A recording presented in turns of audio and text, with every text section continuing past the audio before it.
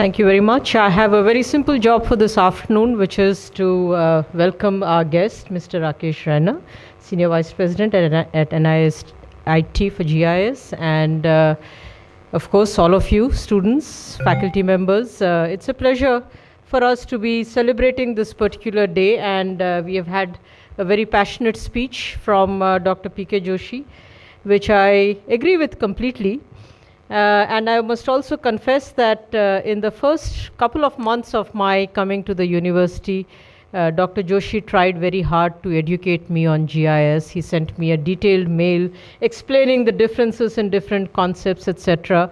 And someday I will sit through a full course of his and probably imbibe a lot more of this very important tool, technology, science, and its applications that I think are going to be critical, especially for a country like India, because we are in a stage of development where the pressures on a number of natural resources are only going up.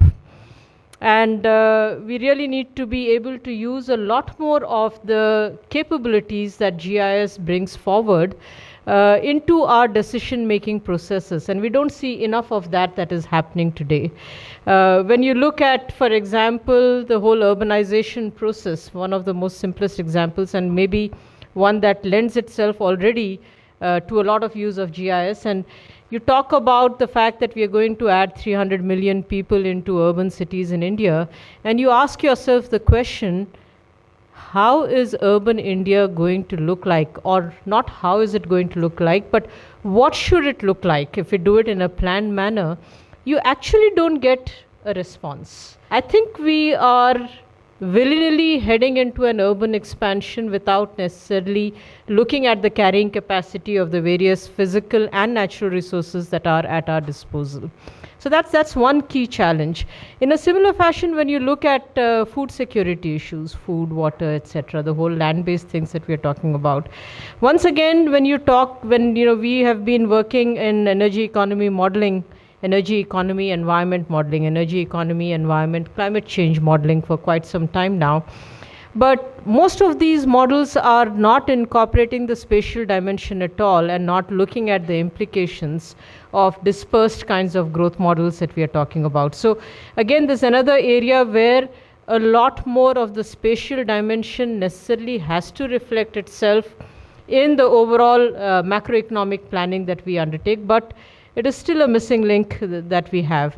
So I think there are a third area that often comes to mind, and I've mentioned it to Dr. Joshi and to some other colleagues in TERI as well, is around the area of forests. We have this Greening India mission, and as you're aware, I think we have 10 million hectares that are to be put under afforestation in the next less than 20 years.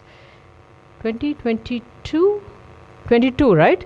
So it's a very short period of time in which we are planning to put about 10 million hectares of land area under forests. But what species do we grow? How do we prioritize the land area? For what purpose are we going to? One part of it is because it falls under the National Action Plan on Climate Change. One part of it links very clearly to climate change. But there are a number of other ecosystem services that are provided. And how are we going to optimize over this, and how are we going to prioritize the different sets of ecosystem services?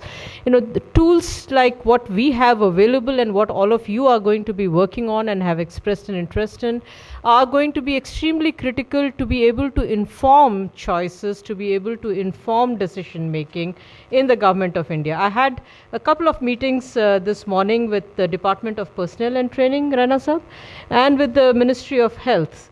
And in both of these places, I raised the issue of the use of GIS for helping with various kinds of decisions.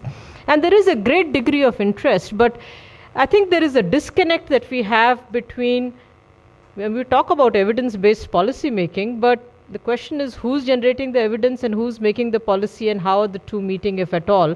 And I think there are major gaps that we have in these areas. So if we have a good resource pool of people, of experts in these areas that are able to help bridge this gap, I'm sure that India will move much faster along the lines of sustainable development as other countries in the world. So let me just wish you all the very best, and I hope that you enjoy the proceedings of the day today, and once again a very warm welcome. Thank you.